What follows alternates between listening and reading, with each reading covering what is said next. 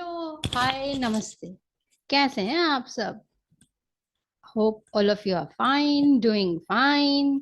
Okay, let's start today's class. जैसा कि आप स्क्रीन पर देख पा रहे हैं, डेली यूज सेंटेंसेस, रोजाना बोले जाने वाले वाक्य। यस, आज हम सीखेंगे कुछ ऐसे डेली यूज सेंटेंसेस जो हम हमारी रोजमर्रा की जिंदगी में बोलते हैं, लेकिन उसकी हम वर्ड टू वर्ड ट्रांसलेशन नहीं करते हैं। लिटरल ट्रांसलेशन नहीं होता है। माने हमारा स्ट्रक्चर जो होता है, हिंदी में कुछ और होता है और इंग्लिश में कुछ और होता है।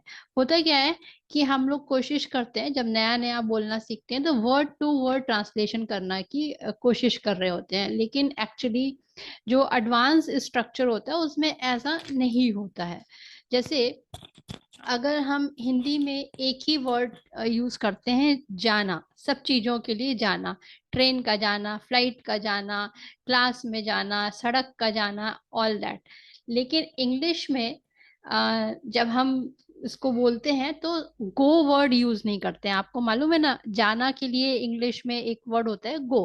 तो अब आपको light go, go at distance नहीं, ये रॉन्ग हो जाएगा। तो वर्ड टू वर्ड ट्रांसलेशन नहीं करते हैं, इसका एक स्ट्रक्चर गलत हो जाता है। इसको इंग्लिश में ट्रांसलेट करने के लिए अलग अलग पॉइंट पर अलग अलग इसके यूसेज होते हैं। आज हम उसी को सीखेंगे। आज की क्लास हमारा इसी पर ही है, राइट? तो स्टार्ट करते हैं अपना इस टॉपिक को सीखना। गो। अब आपको मालूम है, गो मीन्स जाना। कहीं पर भी जाना है तो हमको पता है कि इंग्लिश में वर्ड होता है गो। लेकिन जब हम बात करते हैं लाइट जाना, तो लाइट कोई फिजिकल चीज नहीं है, आपकी तरह पैरों से चल के नहीं जाती है। तो उसके लिए एक अलग वर्ड होता है, पार कट, राइट? अब पार कट को हम सेंटेंस में कैसे यूज करेंगे, एक एग्जांपल से देते हैं। जैसे सत्संग में लाइट बार बार जा रही थी। There was frequent power cut in सत्संग।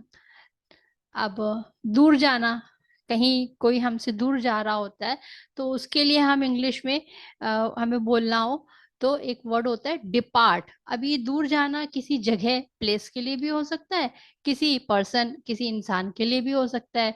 तो इसका एग्जाम्पल क्या होगा? जैसे हमने कहा रेल प्लेटफॉर्म से जा रही है, तो train is departing from platform, right? किसी जगह को जाना, हम डायरेक्शन इसमें दे रहे हैं, तो लीव फॉर सम प्लेस। अब हम जा रहे हैं सेमिनार में, अब या कहीं और जा रहे हैं, किसी भी जगह जाने के लिए हो सकता है। हमने एग्जाम्पल लिया है सेमिनार का। So now we are living for the seminar.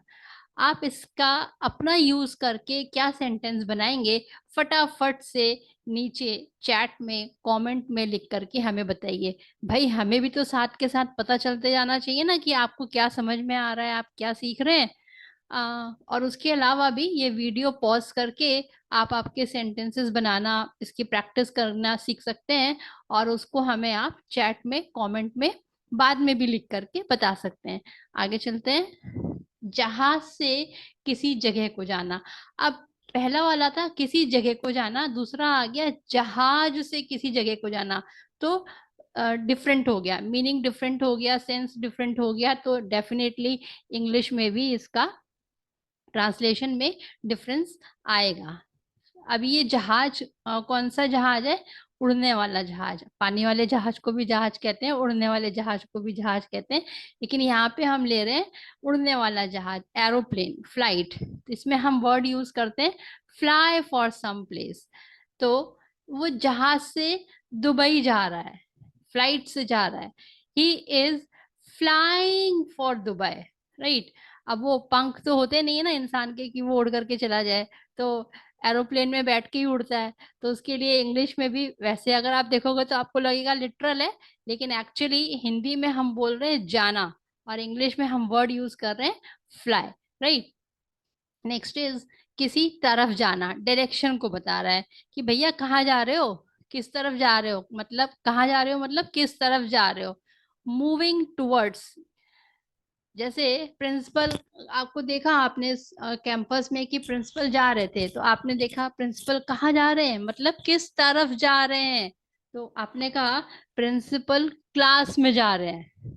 तो या अगर पढ़ा रहे हैं तो अरे भैया किस डायरेक्शन में जा रहे हो। अब जैसे अगर हम आपको पढ़ा रहे हैं गो और उससे रिलेटेड इंग्लिश में अलग अलग पॉइंट ऑफ टाइम पर अलग अलग सेंस में बोले जाने वाले सेंटेंस, और सडनली हम आपसे कुछ और ही बात करने लगे, तो आप कहोगे मैम क्लास किस तरफ जा रही है। तो दो सेंस में इसको कह सकते हैं, एक तो डायरेक्शन के लिए मूविंग टुवर्ड्स, और दूसरा कि अच्छा ठीक है अब आगे बढ़ते हैं, अगले क्वेश्चन की तरफ चलते हैं। तो मूविंग टुवर्ड्स हो जाएगा जब फिजिकल प्लेस के लिए है, और किसी प्रोसीजर के लिए है, जैसे क्लास का एक प्रोसेस है, एक प्रोसीजर है कि हम इंग्लिश पढ़ा रहे हैं, सडनली हम फ्रेंच बोलने लगेंगे तो दूसरी तरफ क्लास चली गई, तो वो हमारा प्रोसेस चेंज हो गया। तो उसमें जो डायरेक्शन है वो उसका सेंस अलग है, तो उसमें हम कहेंगे हम अगले क्वेश्चन की तरफ जा रहे हैं या अगले वर्ड की तरफ जा रहे हैं, तो I am proceeding to next question, right.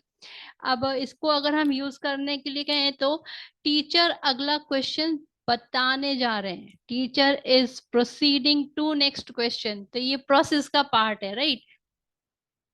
अब कुछ और ले लेते हैं, जैसे किसी जगह के पास से जाना या गुजरना।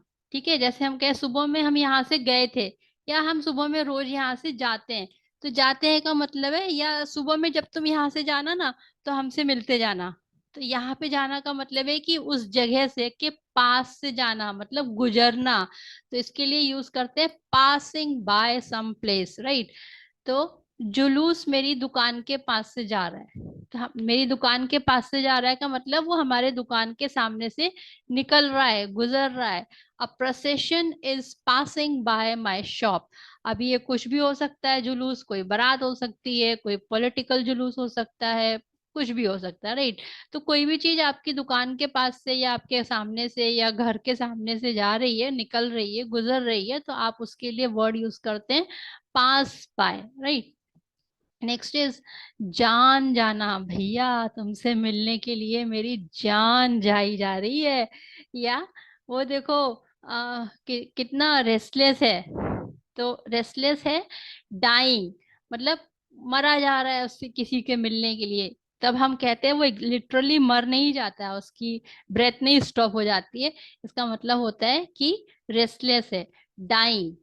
तो गुरु से मिलने के लिए शिष्य की जान जा रही है, disciple is dying to meet his guru, या disciple is restless to meet his guru. होता है ना जब किसी से मिलने के लिए हम बहुत ज्यादा बेचैन होते थे, तो भैया जान ही चली गई, क्यों कहते हैं उस समय कुछ अच्छा नहीं लगता है, ना खाना ना पीना ना सोना ना बोलना, कुछ भी नहीं। तो कहते हैं जान जा रही है, मतलब रेस्टलेस हो गए। अब शादी करने जाना है, कहाँ जा रहे हैं, शादी करने जा रहे हैं, शादी होने वाली है, मतलब कि होने वाली है। तो जाना का मतलब इसमें लिटरली जाना नहीं होता है, शादी करने जाना का मतलब प्लान कर लिया, प्रोग्राम कर लिया है, और अब थोड़े टाइम के बाद शादी होगी, तो उसके लिए हम प्लान कर रहे हैं, या तो मैरिज फिक्स हो गई है या ढूंढ रहे हैं वट एवर, या एंगेजमेंट हो गई है या होने वाली है, तो हम उसके लिए कहते हैं शादी करने जाना। तो हम कहते हैं गेटिंग मैरिड, मैं शादी करने जा रहा हूँ, I am going to get married. अब सड़क का जाना, अब सड़क वैसे तो कहीं जाती नहीं है, आपको पहुंचाती है, लेकिन हम कहते हैं भैया ये सड़क किधर को जा रही है। तो सड़क एक्चुअली नहीं जा रही होती, जा आप ही रहे होते हैं, आपका व्हीकल रहा होता है, लेकिन हिंदी में लिटरली हम उस ऐसे ही पूछते हैं सड़क का जाना। तो उसका मतलब होता है लीडिंग टू, मतलब किस डायरेक्शन में ये हमें लीड करेगी, कहाँ ले जाएगी, ये सड़क कहाँ जा रही है, where does this road is leading to. ये थे हमारे आज के डेली यूज सेंटेंसेस। होप आपने अच्छे से सुने, सीखे और समझ गए आप। और इससे रिलेटेड जो आपके सेंटेंसेस हैं वो हमें लिख करके चैट में कमेंट बॉक्स में हर वर्ड का एक एक सेंटेंस बनाकर आप हमें भेजेंगे, right. That's it for today's video, मिलते हैं नेक्स्ट वीडियो में।